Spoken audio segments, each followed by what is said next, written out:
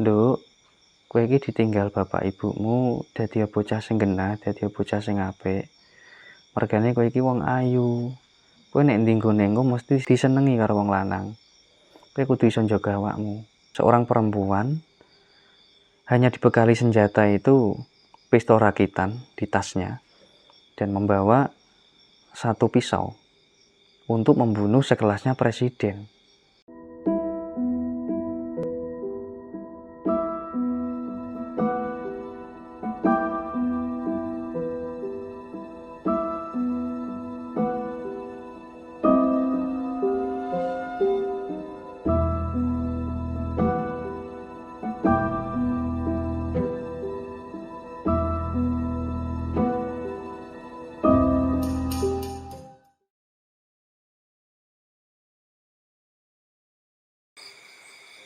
Bismillahirrahmanirrahim. Assalamualaikum warahmatullahi wabarakatuh.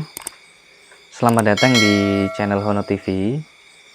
Pada kesempatan kali ini, sahabat semua berada pada segmen Suluk Misteri.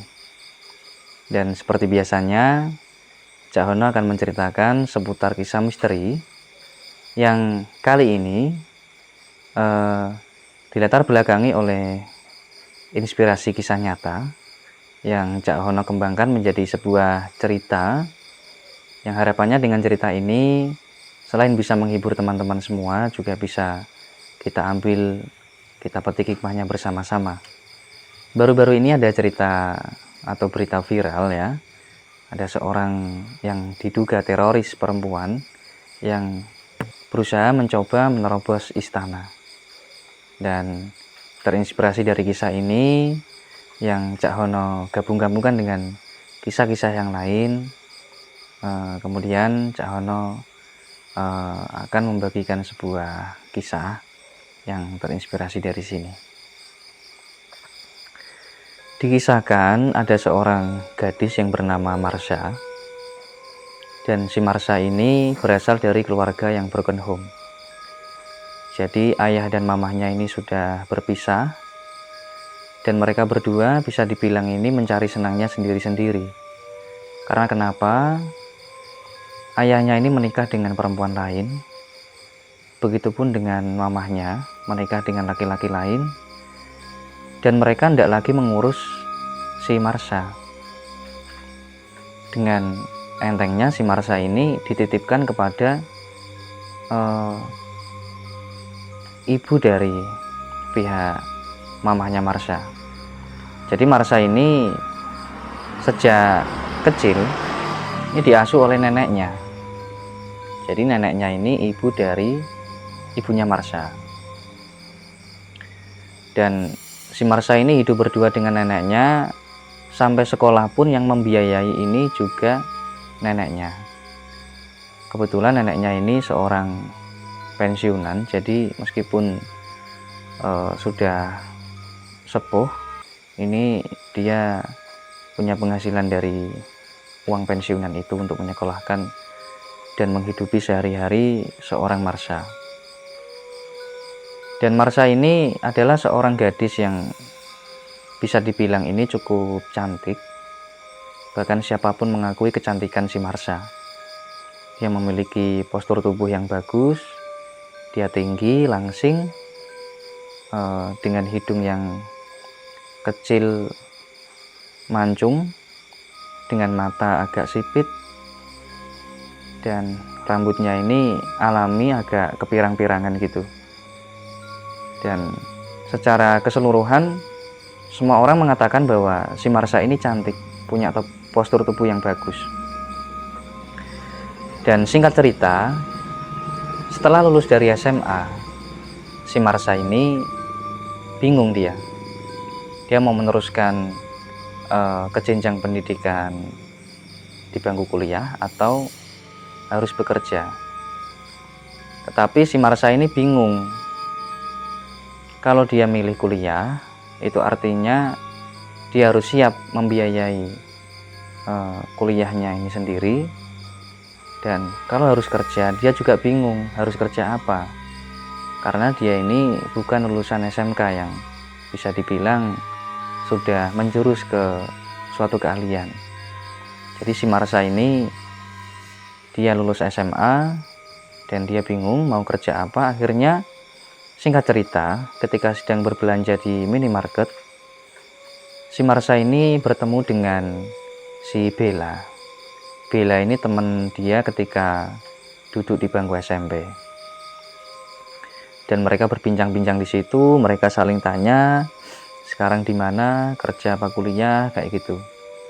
Dan si Bella akhirnya dia mengajak si Marsha untuk ikut kerja bersama dengan dirinya.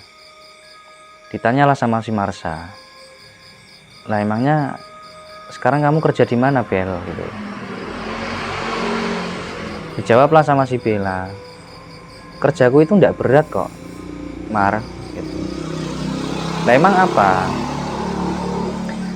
Kerjaku itu enak, tinggal foto-foto, selesai dibayar, setelah itu nggak ada tanggungan apa-apa, nggak kerja berat secara fisik ataupun harus meluangkan waktu banyak untuk duduk di kantoran gitu.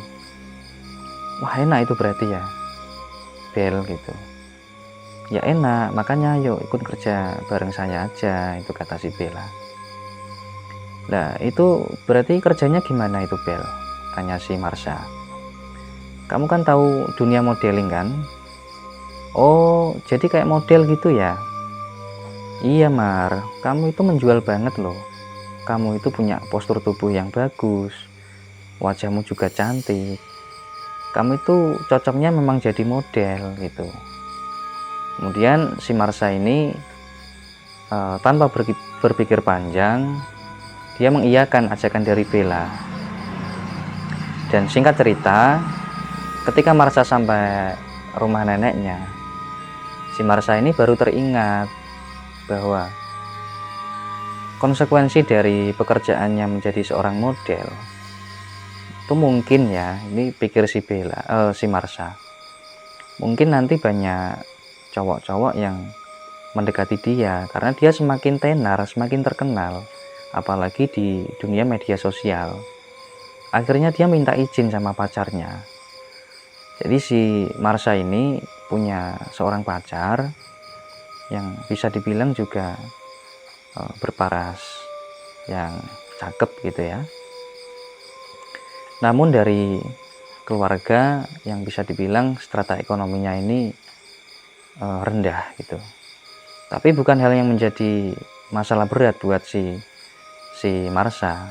Walaupun selama duduk di bangku SMA, si Marsha ini banyak ditaksir sama cowok-cowok yang notabene ini berasal dari keluarga yang kaya gitu. Dan si Marsha ini punya pacar yang bernama Samsudin.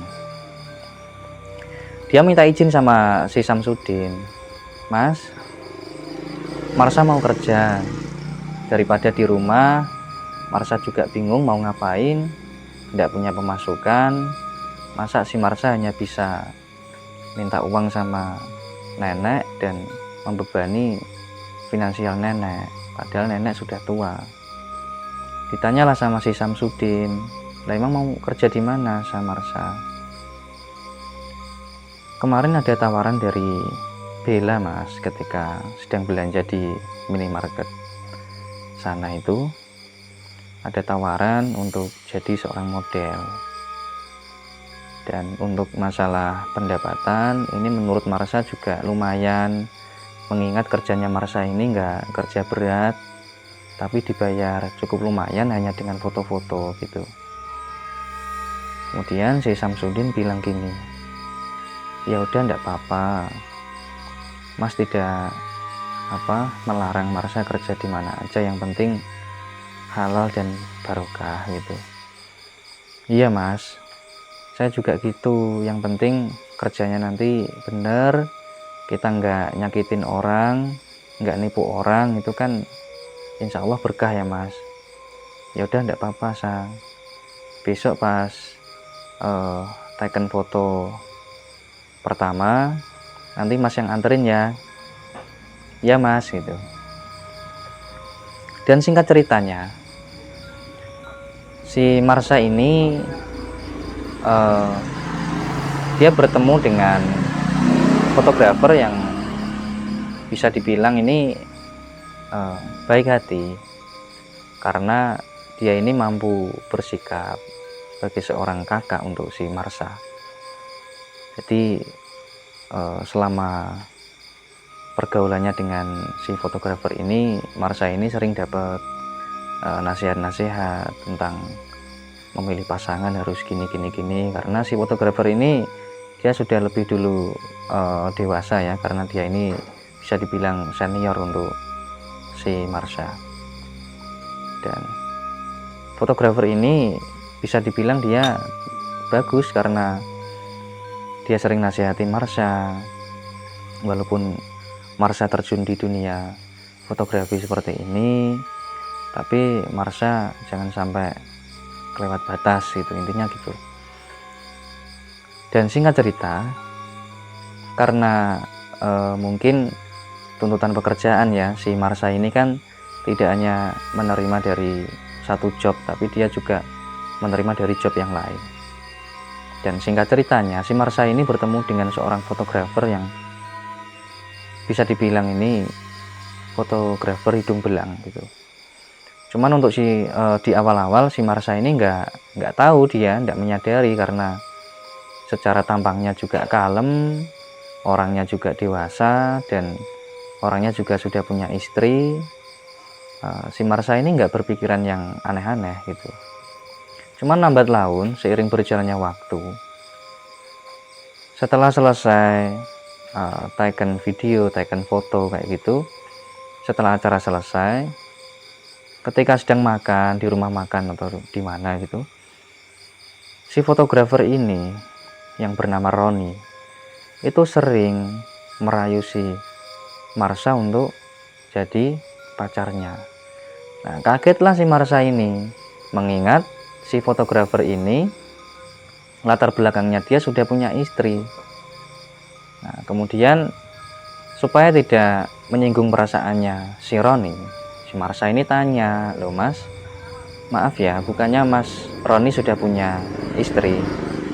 Dijawablah sama si Roni, "Ya bener, tapi kan nambah lagi ndak apa-apa toh Mar," gitu. "Loh kok gitu Mas?" Sambil si Marsha ini diam batin, "Duh, andai kan saya jadi istri yang pertama, terus dia mau nikah lagi sama orang lain, pasti saya nggak ngebolehin. Ini masa istrinya Mas Roni ngebolehin dia memperistri saya?" Gitu. Walaupun si Marsha ini dia tidak menampik bahwa dalam hatinya ini juga berdesir, karena tampang si Roni ini juga bisa dibilang keren gitu ya, rapi, modis kayak gitu. Bisa dibilang si Marsha ini sedikit banyaknya juga tertarik dengan dia. Tapi satu sisi si Marsha ini ingat kalau dia ini punya pacar yang namanya Samsudin, dan si Samsudin ini bukan tipikal laki-laki yang main-main. Dia kalau suka sama cewek itu dia niat untuk melanjutkan ke jenjang yang serius. Dan si Marsha ini menyadari bahwa si Samsudin untuk saat ini dia masih terkendala masalah finansial, jadi harus mengumpulkan banyak uang untuk melangsungkan pernikahan nantinya. Nah, si Marsha ini dia batin mengenai si Roni tadi. Kok sampai kok bisa-bisanya si Roni ini punya inisiatif mengajak si Marsha ini pacaran gitu. Akhirnya si Marsha ini menolak secara halus, "Ah enggak Mas, kita jalani aja dulu job kita profesional. Bukan saya menolak ajakannya Mas Roni, tapi karena bagi saya untuk saat ini lebih enak kalau kita ini join secara pekerjaan aja," gitu. Akhirnya si Roni ini karena mungkin udah berpengalaman di dunia seluk-beluk tentang apa ya, perwanitaan seperti itu, dia masih punya strategi. "Oke, kali ini saya belum berhasil mengajak kamu Marsha, tapi lain kali nanti kamu harus kena," gitu. pikir si Roni. Dan singkat ceritanya lagi, di kemudian hari setelah proses pengambilan gambar selesai, si Roni ini mengajak si Marsha untuk seperti biasanya makan siang di warung langganannya. Dan untuk kali ini si Roni ini nggak tanggung-tanggung, dia nggak hanya mengajak si Marsha ini untuk menjadi istri keduanya, tapi dia juga menjanjikan sesuatu yang bagi Marsha ini cukup realistis. Dibilangnya sama si Roni bahwa nanti kalau mau nikah dengan dia, nanti si Marsha nggak perlu capek-capek nyari duit sendiri, dia cukup duduk di rumah. Nanti penghasilannya si Roni ini semuanya diberikan kepada si Marsha, dan hanya beberapa saja yang diminta untuk dikasihkan ke istri yang pertama. Dan si Roni ini terus mendesak si Marsha untuk bersedia jadi istri keduanya. Dan hampirlah si Marsha ini termakan oleh rayuannya si Roni.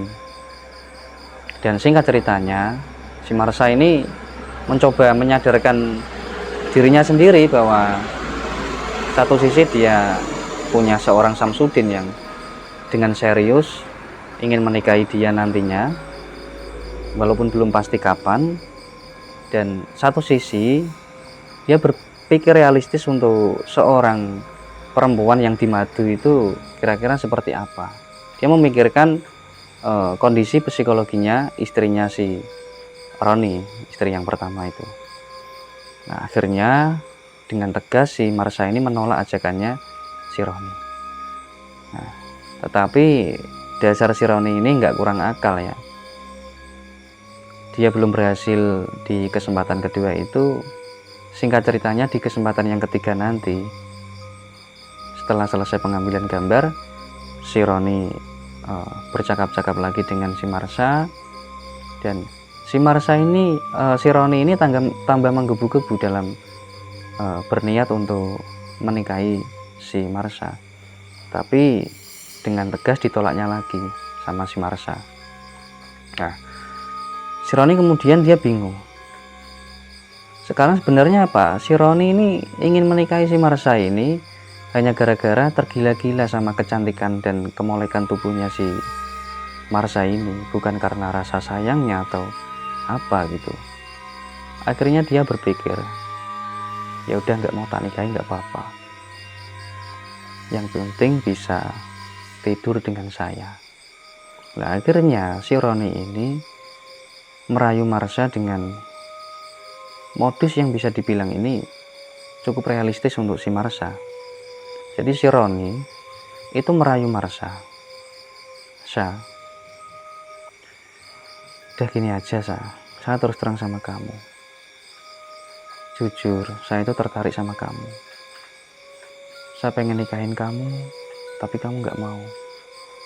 Padahal saya sayang banget sama kamu. Ya udah gini aja. Ini ada rezeki sedikit, nanti bisa untuk bantu keluarga, bisa dikasihkan ke nenek, bisa buat kamu belanja kayak gitu.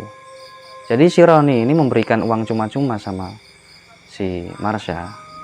Dan pada awalnya si Marsha ini menolak, tapi karena si Roni terus mendesak, udahlah rezeki jangan ditolak, dosa lo nolak rezeki kayak gitu. Lagian dipikir sama si Marsha ini, alasannya si Roni memberikan uang juga cukup realistis untuk membantu perekonomian si Marsha. Singkat cerita, uang ini diterima. Dan di kemudian harinya lagi, ketika job selesai, seperti biasa Marsha diajak jalan-jalan sama si Roni untuk mencari makan. Nah, di dalam perjalanan itu, di dalam mobil, si Roni ini terus merayu si Marsha, yang ujung-ujungnya nanti si Marsha ini diajak ke hotel sama si Roni. Dan si Roni ini memberikan uang cuma-cuma lagi untuk si Marsha. Ini uang segini diterima aja. Loh mas, banyak banget mas. Udah itu diterima aja. hitung-hitung nenek kamu ini kan udah sepuh, kasihan kan. Terus nanti sisanya itu ditabung aja buat masa depan kamu nanti. Katanya mau nikah sama si Samsudin, itu nanti buat tambah-tambah biaya. Jadi si Marsha ini dikasih uang 20 juta itu cuma-cuma. Dan karena si Marsha ini gimana ya, mungkin karena pengaruh pergaulan selama menjadi model itu ya, di dunia modeling, yang kehidupannya ini agak sedikit memaksa dia untuk berpenampilan glamor gitu ya. Akhirnya dia mikir, wah ya lumayan juga ya, ini 20 juta nanti sisanya untuk shopping, untuk membeli keperluan yang saya inginkan gitu. Akhirnya uang 20 juta ini diterima sama si Marsha. Dan si Roni ini, karena dia tidak kurang akal ya, si Roni ini istilah Jawanya itu ngelimpe si Marsha secara diam-diam mobil reteng kiri, dan dia masuk ke salah satu hotel. Nah, si Marsha ini kaget ya, loh mas kok masuk sini mas? Udahlah, nanti tak jelasin, yang penting kita check in dulu, nanti Mas Roni jelasin. Nah, akhirnya karena si Marsha ini juga sudah ada rasa rigo ya, habis dikasih uang 20 juta sudah diterima kayak gitu ya. Akhirnya si Marsha ini menuruti keinginan dari Roni. Akhirnya si Roni dan si Marsha ini check in ke hotel tersebut, dan di dalam kamar si Roni ini merayu ke Marsha untuk bersedia melayani nafsu bejatnya si Roni.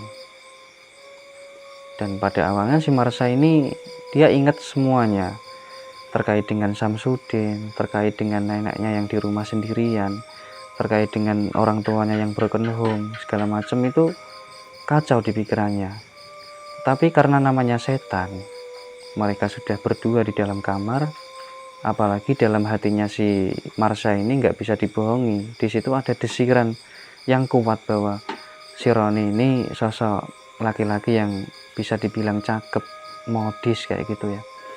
Akhirnya si Marsha ini meladeni nafsu bejatnya si Roni. Dan singkat ceritanya, setelah kejadian itu, si Marsha ini menangis dia di dalam rumah, di rumah neneknya itu. Si Marsha ini menangis di dalam kamar sendirian. Dia menangis menyesali perbuatannya yang barusan dilakukan sama si Roni. Tetapi apa, di kemudian hari setelah selesai ngejob fotografi sama si Roni, dan si Roni ini sudah ketagihan dia, karena sudah istilahnya pernah merasakan apa yang diinginkan selama ini terkait dengan si Marsha. Dia ini ketagihan sebagai seorang lelaki hidung belang. Akhirnya setelah selesai ngejob, seperti biasanya si Marsha ini dikasih uang. Marsha, kali ini tak kasih 30 juta. Mas Roni terus terang aja, Mas Roni pengen ngajak kamu tidur semalam. Nah, si Marsha ini kepencot lagi dengan uang 30 juta itu, karena dipikirnya dengan mengumpulkan uang dari si Roni, hasil dari hubungannya dengan Roni itu, dia nanti bisa melangsungkan pernikahan dengan si Samsudin tanpa memberatkan si Samsudin kayak gitu. Nah, akhirnya singkat cerita, terjadilah sesuatu yang tidak senonoh itu di salah satu hotel. Dan kejadian itu sampai berulang kira-kira 8 kali. Dan di titik ke 8 itu, si Marsha ini benar-benar dia ini menjerit histeris. Dia kayak orang ini sudah hilang harapan, dia seperti orang yang kosong. Dia menjerit, menangis, berteriak, tapi dia ini bingung mau ngapain, karena sesuatu yang sangat keji tadi sudah dilakukan. Dan satu sisi dia mengingat bahwa dia punya seorang laki-laki yang menginginkan hidup bersamanya, untuk menikah bersamanya, yaitu si Samsudin yang dengan tulus menyayangi si Marsha. Dan si Marsha ini bingung, dia sudah terlanjur melakukan sesuatu yang bisa dibilang ini sangat kotor, dan dia mau bilang ke Samsudin. Dia takut kalau Samsudin ini marah, lalu terjadi sesuatu yang tidak diinginkan. Dan satu sisi dia ini mengingat bahwa dulu neneknya itu pernah ngewanti-wanti bahwa, "Nduk, kowe iki ditinggal bapak ibumu dadi bocah sing genah, dadi bocah sing apik. Mergane kowe iki wong ayu. Kowe nek ndi nggone engko mesti disenengi karo wong lanang. Kowe kudu iso njaga awakmu." Nah, dia teringat dengan nasihat neneknya itu ketika masih kecil. Dan akhirnya karena kata-kata itu masih terngiang-ngiang di telinganya si Marsha, dia tambah menjerit histeris. Dia berteriak, "Ya Allah, kenapa saya melakukan ini semua, ya Allah? Apakah kamu masih menerima taubatku, ya Allah? Bagaimana saya harus memohon ampun kepadamu, ya Allah? Saya sudah mengkhianati Mas Samsudin. Saya sudah mengkhianati nenek saya. Saya sudah mengkhianati kedua orang tua saya, ya Allah." Dia ini bingung. Dan singkat cerita, akhirnya si Marsha ini memberanikan diri bercerita kepada si Samsudin. Dengan gamblang si Marsha ini menceritakan semuanya yang dialami selama di dunia modeling tadi. Akhirnya si Samsudin hanya bisa berkata seperti ini, "Ya udah, karena semua sudah terlanjur, Mas mau marah juga tambah memperkeruh suasana.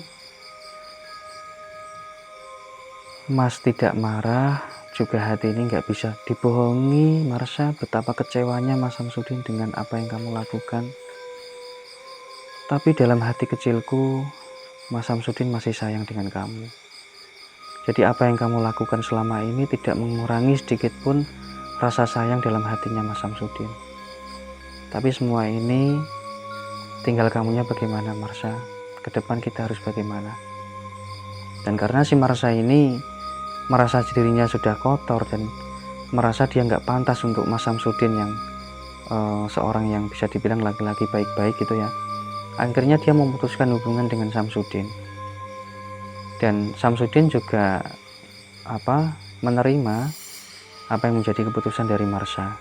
Walaupun dalam hati kecilnya Samsudin ini masih suka dengan Marsha. Tapi karena itu keputusan yang diambil si Marsha sebagai seorang yang melakukan itu semua tadi, si Samsudin ini hanya bisa menerima keputusan dari Marsha. Karena takutnya kalau Samsudin ini memaksa Marsha untuk tetap bersama dia, itu mungkin tidak akan mempengaruhi banyak ke si Marsha untuk lebih baik lagi ke depannya. Jadi harapan si Samsudin itu setelah dia memutuskan si Samsudin, agar setelah itu si Marsha ini belajar benar-benar belajar menjadi perempuan yang baik. Barulah nanti kalau memang mereka ditakdirkan untuk menikah, ya pasti nanti akan ketemu kembali dan mereka pun menikah. Itu keyakinan si Samsudin. Dan akhirnya si Samsudin ini dia menerima dengan lapang dada apa yang menjadi keputusan dari si Marsha untuk memutuskan hubungannya dengan dia. Dan kemudian Samsudin hanya memberikan pesan ke si Marsha, "Oke Marsha, hubungan kita sudah berakhir, tapi bukan berarti Mas Samsudin ini menganggap kamu perempuan yang rendah. Karena Mas Samsudin tahu latar belakang kamu dan apa yang kamu ceritakan tadi. Sebenarnya motif kamu ini bagus karena untuk membantu Mas Samsudin agar nanti tidak begitu terbebani ketika melangsungkan akad pernikahan dengan kamu. Tapi tindakan kamu yang melakukan hubungan intim dengan laki-laki yang bukan muhrim kamu itu tidak bisa dibenarkan, apalagi itu benar-benar menyakiti hatinya Mas Samsudin. Tapi nggak apa-apa, itu semua sudah terjadi. Mas Samsudin lapang dada, dan sekali lagi Mas Samsudin tidak menganggap kamu perempuan yang rendah. Dalam hati kecilku, Mas Samsudin masih sayang dengan kamu. Mas Samsudin berpesan agar setelah ini kita sama-sama mencari seorang guru yang bisa membimbing kita ke jalan yang benar.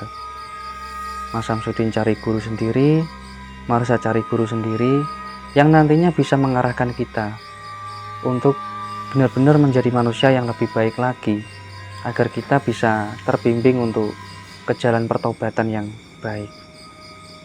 Akhirnya si Marsha ini menangis jadi-jadinya dia, dan dia benar-benar meminta maaf kepada Samsudin, karena aslinya si Marsha ini juga nggak mau ninggalin si Samsudin, karena di hatinya ini sebenarnya nggak pernah lepas dari yang namanya Samsudin, si Marsha ini.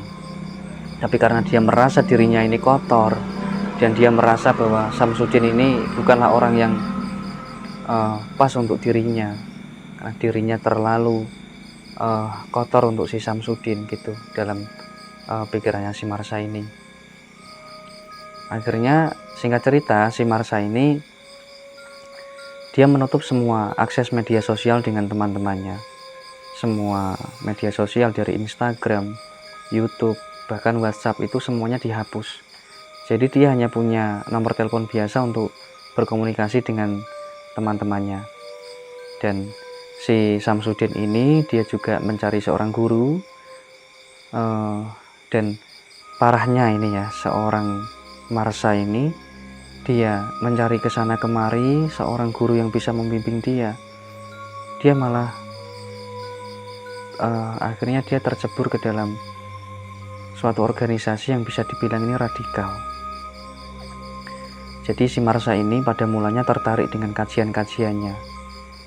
Pada awalnya dari YouTube ya, dia cari-cari literasi mengenai suatu ajaran Islam gitu dari channel YouTube sebelum YouTube-nya ini dihapus.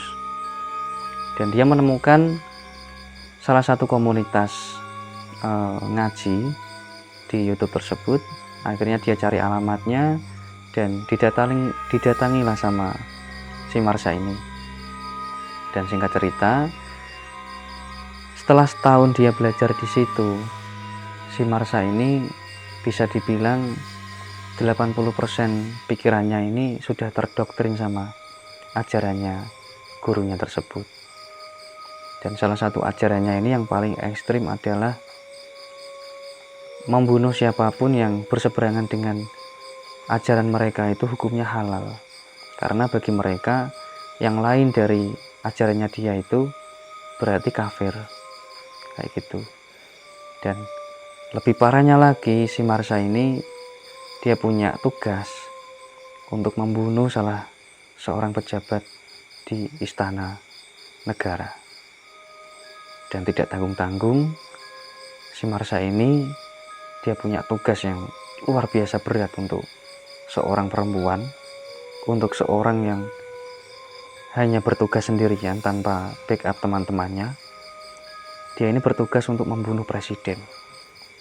Nah ini kalau kita menggunakan akal sehat, itu tentunya kita nggak akan berani maju sendirian. Seorang perempuan hanya dibekali senjata itu pistol rakitan di tasnya dan membawa satu pisau untuk membunuh sekelasnya presiden.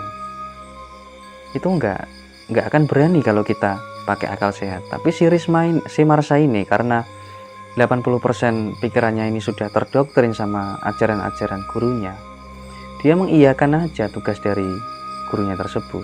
Karena apa? Dalam doktrinasi ajarannya, membunuh presiden itu pahalanya luar biasa. Bisa dibilang kalau mati syahid, itu syahidnya itu syahid yang kelasnya itu tinggi gitu. Dan ini singkat cerita, di suatu hari si Marsha ini bertemu kembali dengan yang namanya Samsudin tadi di sebuah swalayan. Jadi ketika itu si Marsha ini membeli kebutuhan dapur, dan si Samsudin dia ini mengantar tantenya untuk membeli keperluan di swalayan. Dan bertemulah mereka berdua dan mereka berbincang-bincang. Pada mulanya si Samsudin ini dia agak sedikit ragu yang dilihatnya ini benar si Marsha apa bukan.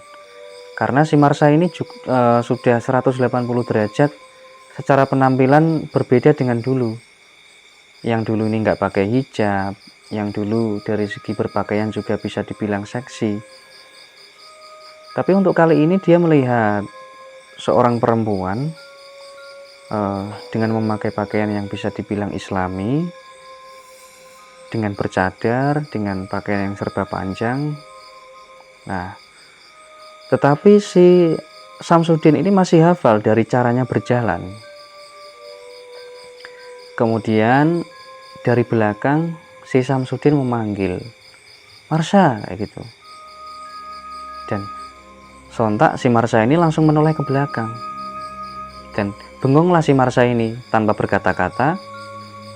Dari tatapan matanya si Marsha ini, si Samsudin tambah yakin bahwa itu adalah Marsha. "Kamu benar Marsha kan? Ayo kita ngobrol dulu." Nah, kemudian si Marsha ini dia menganggukkan kepala gini. "Iya mas, saya Marsha." Akhirnya mereka ngobrol, mereka bincang-bincang, terus ya mereka kayak orang yang baru ketemu, kayak orang yang belum kenal, karena sudah lama putus hubungan, sudah sekiranya ini 1 tahun ya, udah kira-kira 1 tahun mereka nggak pernah komunikasi, mereka bicara pun sama-sama terbata-bata gitu. Dan singkat cerita, si Samsudin ini tanya sama si Marsha, "Marsha, maaf ya ini mas mau tanya, kenapa kamu sekarang berpakaian tertutup seperti ini? Bukan karena apa-apa, cuman mas Samsudin pengen tahu aja," kayak gitu. "Gini mas, dalam Islam itu kan mengumbar aurat tuh nggak boleh, dan memang yang benar ya seperti ini," tuh jawab si Marsha. Jadi si Marsha ini punya keyakinan bahwa menutup aurat seperti dia itu adalah seorang muslimah yang benar, selain itu salah kayak gitu. Kemudian tanpa membantah pendapatnya si Marsha tersebut, walaupun dalam keyakinannya si Samsudin muslimah yang benar secara menutup aurat tuh nggak harus seperti itu, tetapi si Samsudin nggak membantah sedikit pun. Kemudian si Samsudin tanya, "Nah terus kamu ini belajar di mana Marsha?" Dijawablah sama si Marsha bahwa dia bertemu dengan seorang ustadz yang mengajarkan seperti ini, seperti ini, seperti ini. "Oh gitu ya." Kemudian si Samsudin masih penasaran, dia kok sampai perubahannya 180 derajat gitu loh. Nah kemudian ajarannya ustadznya Marsha ini apa yang kira-kira membuat Marsha ini menjadi seperti ini sekarang ini gitu. Dijawablah sama si Marsha, "Gini mas, seperti masa lalu kita ini, dulu Marsha bercerita seperti itu kan, mas Samsudin sudah tahu semuanya, dan tidak layak untuk perempuan seperti Marsha ini menikah dengan laki-laki siapapun itu, sekalipun dia menerima Marsha apa adanya seperti Mas Samsudin. Jadi selama hidupnya Marsha ini nggak boleh menikah dengan siapapun. Dan untuk menebus dosa-dosanya Marsha ini punya tugas dari Ustadz. Nah tugasnya itu apa?" Bingung ini si Marsha, mau dijawab nanti malah dia sama dengan membongkar rahasia yang itu tidak boleh diceritakan ke siapapun, kan kata gurunya.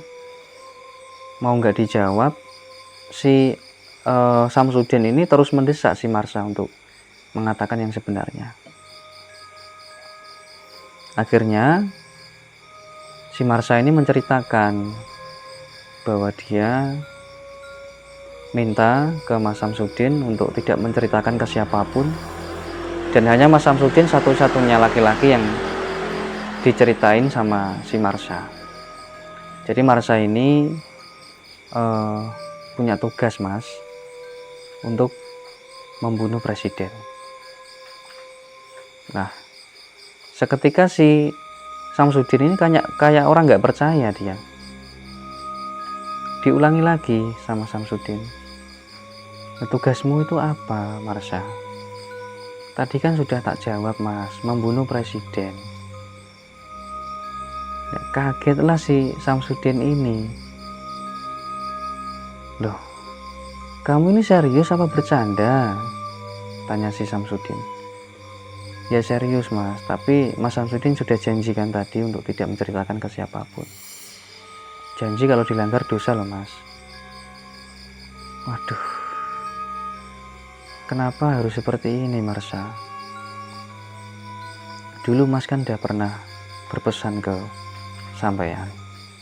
Mas Samsudin nyari guru, Marsha juga nyari guru untuk membimbing kita ke jalan yang benar, untuk membimbing kita agar bisa menjadi manusia yang senantiasa bertobat kepada Allah karena dosa-dosa masa lalu kita.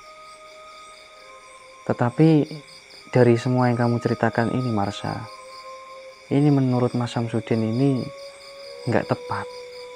Bukannya Mas Samsudin ini menyalahkan ajarannya Marsha, enggak. Cuman kalau sampai membunuh bahkan presiden, itu kan sesuatu yang ekstrim. Itu sesuatu yang nggak hanya jahat, tetapi dolim itu. Loh, Mas, justru yang dolim itu orang-orang yang mendukung presiden, orang-orang yang mendukung pejabat-pejabat kita. Ini argumen si Marsha. Dan karena Samsudin ini nggak suka berdebat, dia nggak mau terlalu panjang lagi berdebat dengan si Marsha. Dia hanya bilang gini, ya udah Marsha, Mas Samsudin ini masih sayang sama kamu. Dan mungkin untuk terakhir kalinya Mas Samsudin mau mengatakan sesuatu ke kamu. Sudah, tinggalkan duniamu yang seperti ini, Marsha. Mas Samsudin berniat untuk menikahi kamu. Kalau kamu berkenan, nanti malam keluargaku akan datang ke keluargamu untuk melamar kamu. Mas, tadi kan Marsha udah bilang bahwa menikah itu suatu larangan dalam hidupnya Marsha. Kenapa? Karena untuk menebus dosa-dosanya Marsha yang dulu itu, Marsha nggak boleh nikah dengan siapapun. Karena Marsha ini perempuan kotor. Dan laki-laki yang saya nikahi itu berarti laki-laki yang saya bohongi. Tetapi kan saya nggak kamu bohongi, Marsha. Saya kan udah tahu semuanya. Enggak, Mas, tetap kamu itu sebagai laki-laki yang saya bohongi. Dan saya nggak boleh nikah. Si Samsudin ini dia tercengang dengan jawaban si Marsha. Karena pikirnya si Samsudin tadi dengan ajakannya dia untuk menikahi si Marsha, itu agar si Marsha itu berhenti dari dunianya yang saat ini. Karena si Samsudin ini masih merasakan getaran sayang, getaran cinta dari si Marsha ini kepadanya. Tetapi ajakan itu ditolak sama si Marsha, dan si Samsudin tercengang. Dan akhirnya karena si Samsudin ini tipenya orang yang nggak mau pusing dengan masalah seperti ini, akhirnya ya sudah Marsha, Mas doakan kamu menjadi perempuan yang baik. Dan untuk saat ini, kalau kamu ini perempuan yang baik, semoga ke depan menjadi perempuan yang lebih baik lagi. Itu katanya si Samsudin. Akhirnya mereka berpisah, dan singkat cerita, si Marsha ini cerita ke ustadznya tentang apa yang dialami selama bertemu dengan Samsudin tadi, bahwa si Marsha ini dicap oleh si Samsudin mengikuti ajaran yang salah, gini, diceritakan sama gurunya. Dan akhirnya gurunya ini, si ustadz ini, menyuruh si Marsha untuk mencari timing yang pas untuk membunuh si Samsudin. Nah, si Marsha ini mungkin karena tadi ya 80% pikirannya ini sudah dicuci sama gurunya, dimasuki doktrinasi radikal. Akhirnya, sekalipun itu orang yang pernah ada dalam hidupnya, dan meskipun sampai sekarang getaran-getaran sayang, getaran cinta itu masih ada di hatinya si Marsha, dia mengiyakan begitu saja perintah dari gurunya. Akhirnya si Marsha ini menjadi seperti seorang intel ya. Selama kurang lebihnya 3 hari, dia ini mengawasi gerak-geriknya si Samsudin. Karena tadi sebelumnya ketika pertemuan di swalayan tadi, si Samsudin itu memberikan alamat rumahnya, dan tanpa kesusahan si Marsha ini melacak alamatnya, dan dia tahu rumahnya si Samsudin. Dan selama 3 hari itu, ibaratnya dari bangun tidur sampai mau tidur lagi, si Marsha ini mengawasi dia mengintai. Dan tidak butuh waktu lama, cukup 3 hari si Marsha ini tahu kebiasaan Samsudin di jam-jam tertentu. Dan si Samsudin ini punya kebiasaan ketika jam 12 malam dia keluar rumah, dia menuju salah satu surau atau musola ya, di tempat yang agak terpencil di desanya itu yang jarang di jamah orang. Itu jam 12 malam dia ke situ, dia melakukan sholat malam dan dia melakukan wirid di situ. Dan akhirnya singkat cerita, ketika si Samsudin ini melakukan sembahyang atau sholat, si Marsha ini hendak menikamkan pisau yang disembunyikan di lengan bajunya. Itu hendak ditikamkan ke tubuhnya si Samsudin ketika Samsudin ini sedang sholat dan sedang melakukan sujud. Dan ketika si Marsha ini mengeluarkan pisaunya dan dia mau menikam kayak gini, itu tiba-tiba tubuhnya ini diam terpaku dia. Tiba-tiba si Marsha ini tubuhnya itu menjadi patung, jadi nggak bisa bergerak, nggak bisa berkata-kata, hanya bisa bernafas. Bahkan matanya pun nggak bisa berkedip. Nah, si Samsudin ini dia nggak tahu kalau ada Risma di belakangnya yang mau menikam dirinya, dan secara ajaib si Marsha ini menjadi patung. Dia dengan posisi mau menikam dan terpaku di situ. Si Samsudin ini masih belum tahu dia. Sampai setelah sholat, si Samsudin ini melanjutkan wirid sampai kurang lebihnya 1 jam. Dan selama 1 jam itu si Samsudin melakukan wirid itu, yang terdengar di telinganya si Marsha itu hanya kalimat-kalimat istighfar, tidak ada yang lain.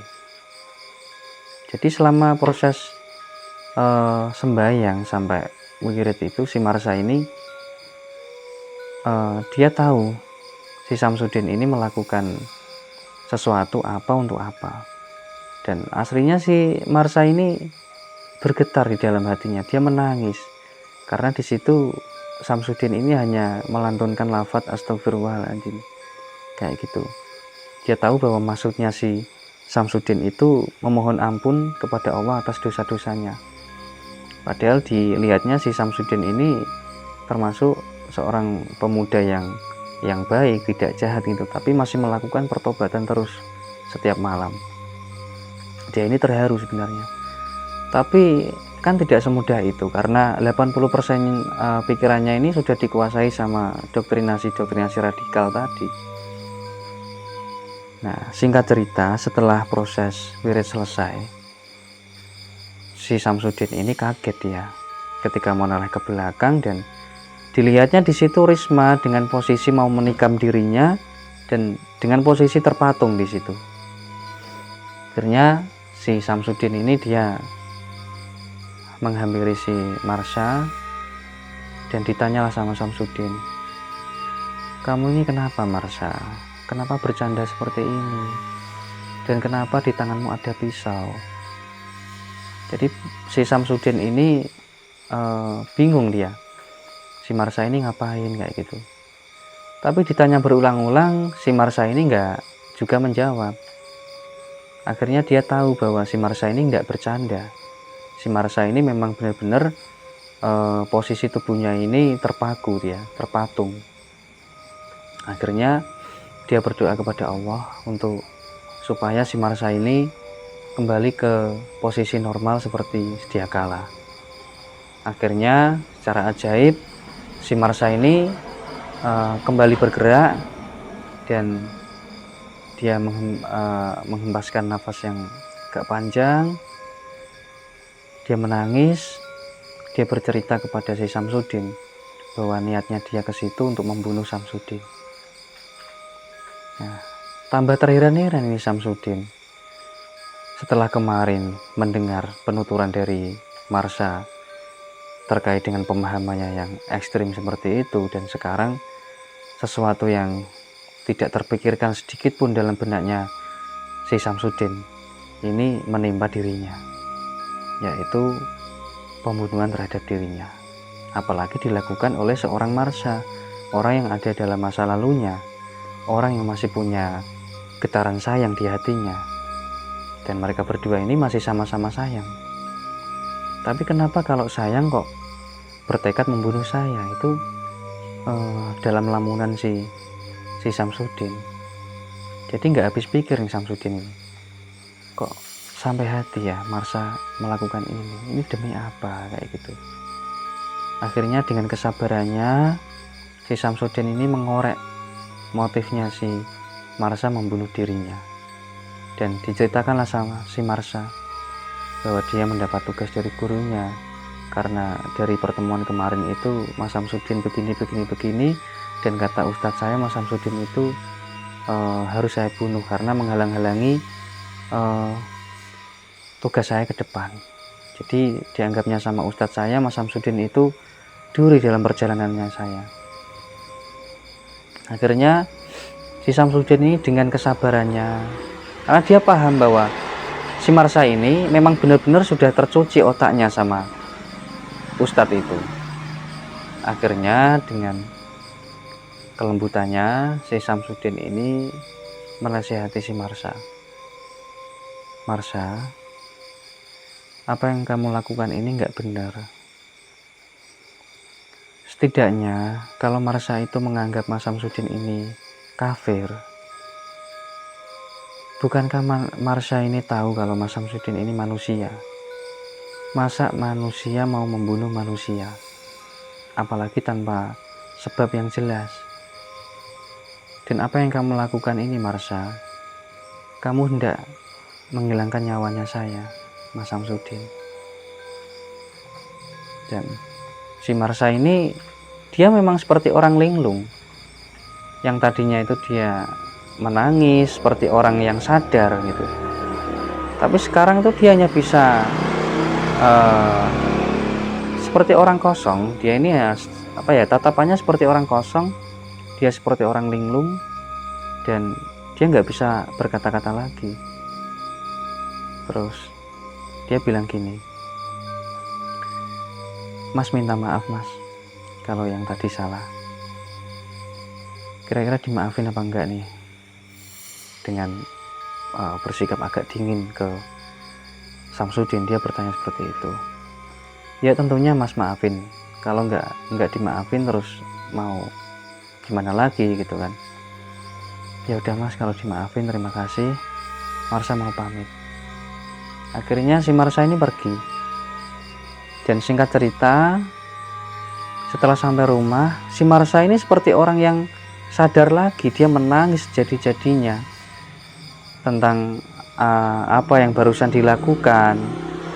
Terus dia ingat semuanya, yang tadi ingat nasihat neneknya, ingat si Samsudin begitu menyayanginya dia. Terus dia juga masih merasakan getaran-getaran sayang di hatinya, tapi dia sampai tega melakukan praktek pembunuhan terhadap si Samsudin tadi. Nah, akhirnya dia ini menangis jadi-jadinya. Dan mungkin karena ya ini tadi, pikirannya ini sudah diracuni sama pemahaman-pemahaman radikal. Setelah dia menangis histeris, dia tertidur, dan setelah bangun tidur, dia kembali ke posisi di mana pikirannya ini dipenuhi dengan doktrin-doktrin gurunya tadi. Akhirnya dia bangun tidur, dia rutinitas seperti biasanya, dia mendatangi majelis gurunya, dan sampai di sana dia di ultimatum sama gurunya. Marsha, ini mau nggak mau, besok pagi kamu harus melakukan tugas membunuh presiden. Karena di mata kita ini, presiden ini sudah sangat dolim sama kita. Masa dia sekelasnya presiden tidak bisa mengubah ideologi Pancasila dengan ideologi kita? Padahal kita orang Islam, mayoritas orang Indonesia ini orang Islam. Dan kamu harus melakukan tugas ini dengan baik, dan kamu jangan takut mati di sana. Kalaupun nanti kamu ketangkap sama petugas dan kamu mati di sana, kamu akan mati dalam keadaan syahid. Dan kamu ketika nanti berhasil membunuh presiden, itu pahalamu luar biasa. Dan akhirnya tanpa berpikir panjang, tanpa merasa bahwa beban itu berat, si Marsha berpamit sama gurunya itu. Dan singkat ceritanya, sebelum Marsha ini bergegas ke kediamannya presiden, yaitu di Istana Negara, si Marsha ini sebelumnya pamitan dulu sama si Samsudin.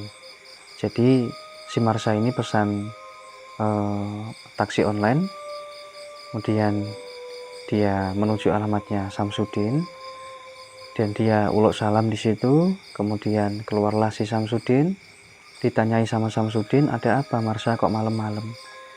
Jadi si Marsha ini berangkat dari daerahnya ini malam. Kemudian ditanya sama Samsudin demikian, jawabnya si Marsha, Marsha cuma mau minta doa restunya mas. Marsha mau menjalankan tugas.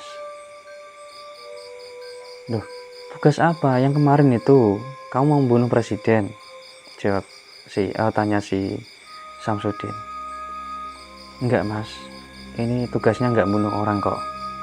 Jadi si Marsha ini berbohong, karena dalam doktrinnya tadi, berbohong untuk urusan ini kepada orang-orang itu enggak masalah, itu enggak dosa kayak gitu. Akhirnya si Samsudin ini karena dia mungkin sudah terasa untuk berpositif feeling gitu ya, akhirnya ya percaya aja si Samsudin ini. Oh gitu, jadi nggak berniat membunuh presiden kan? Karena itu konyol, Marsha. Kalau kamu itu emang benar-benar niatan serius membunuh presiden, itu konyol. Karena nggak mungkin bisa. Enggak kok mas, ini tugas yang lain. Tapi kan Marsha mau pamit sama Mas Samsudin karena tugasnya ini di luar kota gitu.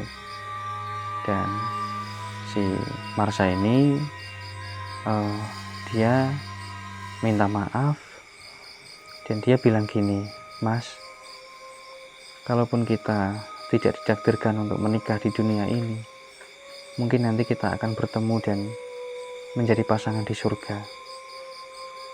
Nah, dia berpamitan seperti itu, dan secepatnya dia bergegas masuk ke taksi online tadi. Dan akhirnya belum sempat si Samsudin ini menanyakan maksud dari apa yang dikatakan si Marsha tadi, taksi online sudah secepat kilat melesat ya. Dan singkat ceritanya, mungkin dalam perjalanannya si Marsha ini ya, si Samsudin ini kan dia tertidur setelah tadi pertemuan dengan Marsha. Si Samsudin itu kira-kira selang 1 jam itu tertidur, dan dia ini bermimpi bahwa si Marsha ini menuju ke istana negara, dan di sana dia benar-benar ingin melancarkan praktek pembunuhan terhadap presiden. Dan di sana si Samsudin ini melihat bahwa sekumpulan energi gaib di sana itu ada pasukan-pasukan jin, siluman, dan banyak entitas gaib yang berkumpul di istana negara itu. Dan bukan hanya 1-2, tetapi ribuan bahkan triliunan pasukan-pasukan gaib itu. Ada yang dari bangsa jin, ada yang dari bangsa siluman. Itu mereka bersatu.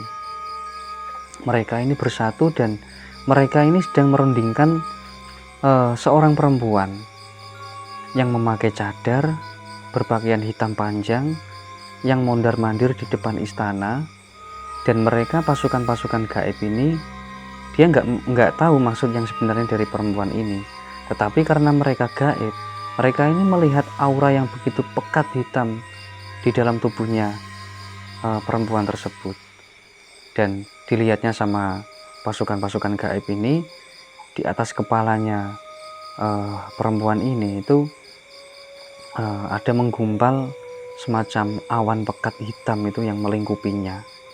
Dan di dalam tubuhnya si perempuan ini itu ada banyak sekali makhluk-makhluk bertanduk, dan ini yang dinamakan iblis. Dan di dalam mimpi ini si Samsudin ini dia benar-benar seperti mengalami kejadian yang nyata, dan dia pun tahu mengenai sesuatu yang gaib, walaupun sebelumnya ini si Samsudin tidak begitu paham dengan kegaiban. Dan di dalam mimpi itu dia paham bahwa yang dilihatnya itu adalah jin, yang dilihatnya itu adalah siluman, yang dilihatnya itu adalah iblis. Dia itu tahu, bahkan dia melihat bahwa si Marsha itu benar-benar terlihat wujudnya itu seperti perempuan yang bertanduk, karena yang di dalamnya itu sudah disusupi sama iblis. Dan pasukan-pasukan gaib tadi dia sedang merundingkan suatu rencana, karena yang dilihatnya pasukan gaib ini ada seorang perempuan yang begitu mencurigakan, ingin melakukan kejahatan, dan ini harus dicegah kayak gitu. Akhirnya pasukan gaib ini bingung cara mencegahnya. Karena apa? Yang di dalam tubuhnya si perempuan ini, yang ternyata ini adalah seorang Marsha, ini ada banyak sekali iblis yang level keilmuannya ini jauh di atas pasukan-pasukan gaib ini. Akhirnya pasukan gaib ini dia hanya bisa memberikan satu keputusan bahwa untuk mencegah perempuan ini menerobos istana, mereka harus membisik-bisiki salah satu pas pampres yang ada di istana negara. Akhirnya dari sekian banyak pas pampres, ada satu orang yang berhasil merasakan getaran-getaran energi dari entitas gaib tadi. Akhirnya pas pampres ini dia merasa seperti ada bisikan dari hatinya untuk sesegera mungkin bersiap siaga di depan istana, bahwa di situ ada seorang perempuan yang ingin menyusup dan ingin melakukan kejahatan. Akhirnya singkat cerita, pas pampres ini dengan sigap, dengan siaga, dia berjaga-jaga di depan istana, dan dia melihat perempuan yang di dalam bisikannya ini. Dia melihat di situ ada perempuan bercadar, memakai baju hitam, dan terlihat mondar-mandir di situ. Kemudian si pas pampres ini dia terus memantau, dia terus mengintai, dari jauh dia mengintai. Dan akhirnya si Marsha ini tahu bahwa pas pampresnya ini sedang mencurigai dirinya. Dan mungkin ya, karena mungkin naluri seorang perempuan, tetaplah dia ini merasa down ketika seorang pas pampres itu melihat dia dengan nada kecurigaan. Akhirnya dia ini lari. Nah, kemudian si pas pampres ini dia nggak bisa mentolerir lagi bahwa ini memang perempuan nggak bener ini. Ketika saya curigai, dia malah lari. Akhirnya dikejar dan dengan sigap si Marsha ini mengeluarkan pisau yang disembunyikan di dalam lengan bajunya yang panjang itu. Dan pisau ini hendak ditikamkan ke tubuhnya si pas pampres, tetapi itu bukan suatu kendala yang berat bagi seorang pas pampres yang sudah terlatih. Akhirnya pisau berhasil ditangkis, dan si Marsha pun meskipun tidak punya bekal bela diri, nggak punya background perang ya bisa dibilang, tapi dengan sigap dia ini merogoh tasnya yang berisi pistol dan ditodongkan ke kepalanya pas pampres tersebut. Dan akhirnya tanpa sepengetahuan si Marsha, dengan gerakan yang senyap, dari belakang ini ada pas pampres yang lain dan merebut pisau yang di tangan si Marsha. Akhirnya singkat cerita, si Marsha ini ditangkap dan diamankan, diserahkan kepada pihak yang berwenang. Dan beruntungnya si Marsha ini tidak dieksekusi di tempat, karena para pas pampres ini juga dia mematuhi instruksi dari komandan bahwa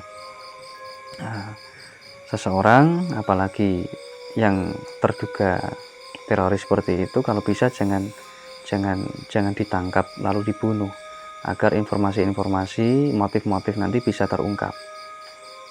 Nah, sialnya untuk si Marsha ini, kan dia ini sudah terdoktrin sama ustadznya bahwa kalau nanti tertangkap, itu kalau mati, dia akan mati secara syahid.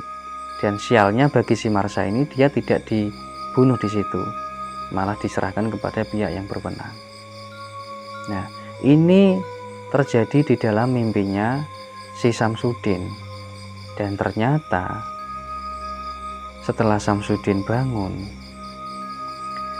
dia beraktivitas seperti biasa, dan ketika dia sedang nonton TV, dia mendengar berita bahwa ada seorang perempuan yang tertangkap oleh pasukan pengaman presiden, yang terduga ini seorang teroris yang hendak membunuh presiden. Akhirnya teruslah diikuti berita yang lagi viral itu, dan ternyata pihak yang berwenang berhasil mengungkap identitas perempuan tersebut, dan memang benarlah itu seorang Marsha yang ada dalam hidupnya si Samsudin. Akhirnya singkat cerita, si Samsudin ini dia nggak bisa ngapa-ngapain terkait dengan keselamatan si Marsha, karena apa yang sudah dilakukan itu harus dipertanggungjawabkan secara hukum. Dan di sini ada cerita yang menarik. Ketika malam harinya si Samsudin ini tidur, dia mendapatkan mimpi kembali terkait dengan istana negara, bahwa si Samsudin ini dikasih tahu sama pasukan-pasukan gaib yang di sana bahwa sekarang ini yang namanya Marsha sudah ditangkap sama petugas. Ini tugas kamu, kalau si Marsha ini masih bisa didandanin, kalau tidak, itu kamu pasrahkan sama takdirnya yang maha kuasa. Dia nanti mau jadi perempuan yang seperti apa. Tapi kalau bisa, karena kamu ada rasa sayang dengan dia, dan saya ini gaib, saya tahu masa lalunya dia seperti apa, dan apa yang dia cari ini sebenarnya itu masih bagus. Sebenarnya dia ini motifnya ingin mencari seorang guru yang bisa membimbing dia, tapi dia malah tercebur ke dalam jurang radikalisme. Ini tugas kamu, Samsudin, untuk mengajak si Marsha ini ke jalan yang benar. Dan perlu kamu tahu, Samsudin, bahwa di istana negara ini bukan hanya pasukan pengaman presiden di kalangan manusia yang berjaga untuk mengamankan presiden, dan seisi istana negara. Tetapi kami pasukan-pasukan gaib yang diperintah dari sejak zaman kerajaan-kerajaan dulu itu juga sigap siaga mengamankan istana negara ini beserta presiden. Karena presiden itu sama dengan raja dan kami ditugaskan untuk menjaga raja kami. Dan ini pesan-pesan yang didapatkan si Samsudin ketika sedang tidur di malam hari itu. Akhirnya keesokan harinya si Samsudin bangun dan dia melacak keberadaan Marsha sekarang, dia diamankan di mana. Dan akhirnya selama proses hukum itu si Marsha ini, si Samsudin ini dia terus mendampingi si Marsha. Dan singkat ceritanya, si Marsha ini akhirnya terketuk hatinya dia bahwa ketika si Marsha ini berada dalam posisi yang sulit, dia dihadapkan di ranah hukum, itu satu-satunya orang yang peduli dan terus-menerus mengawal dia itu adalah si Samsudin, bukan ustadznya, bukan juga jamaah-jamaah di komunitas kajiannya dia ini. Akhirnya singkat cerita, si Marsha ini dia berhasil disadarkan oleh Samsudin dan dia sempat menjalani hukuman beberapa tahun. Dan setelah dia keluar dari penjara, akhirnya dia menikah dengan Samsudin. Dan alhamdulillah sekarang si Marsha ini menjalani kehidupan seperti masyarakat sosial pada umumnya, dan dia menjadi perempuan yang sangat berbakti dengan laki-laki. Dan alhamdulillah cerita ini berakhir dengan bisa dibilang happy ending ya. Jadi pesan-pesan yang Cak Hono bisa berikan kepada pemirsa semuanya, bahwa kalau kita ingin mencari seorang guru itu haruslah lebih selektif lagi. Kita boleh berguru ke sana dan kemari, tetapi tugas hati kecil kita ini untuk memfilter.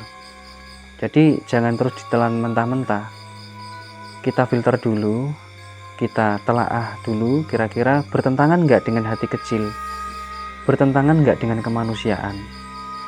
Dan untuk si Samsudin tadi ya, beruntungnya dia ini mendapatkan seorang guru yang pas. Jadi ketika dia memutuskan untuk mencari guru pembimbing, dia ini dapat seorang guru yang benar-benar ahli di bidang kerohanian. Dia membimbing si Samsudin untuk melakukan laku tobat setiap hari untuk membersihkan diri, bukan ajaran yang aneh-aneh. Dan malangnya si Marsha tadi, dia bertemu dengan seorang ustadz yang pada mulanya ini cukup membuat si Marsha tertarik, tetapi dalam perjalanannya ternyata ustadznya ini menjejali si Marsha dengan doktrinasi radikalisme. Dan Marsha ini masih bisa dibilang salah satu wanita yang beruntung, karena dalam akhir ceritanya tadi dia bisa disadarkan dan akhirnya menikah dengan laki-laki yang bisa dibilang ini soleh. Dan ceritanya cukup sekian, dan sekali lagi ini adalah cerita fiktif yang dikarang oleh Cak Hono berdasarkan inspirasi cerita dari kisah nyata. Dan mohon dimaafkan apabila ada kesalahan dalam penyampaian. Cukup sekian. Assalamualaikum warahmatullahi wabarakatuh. Salam Rahayu.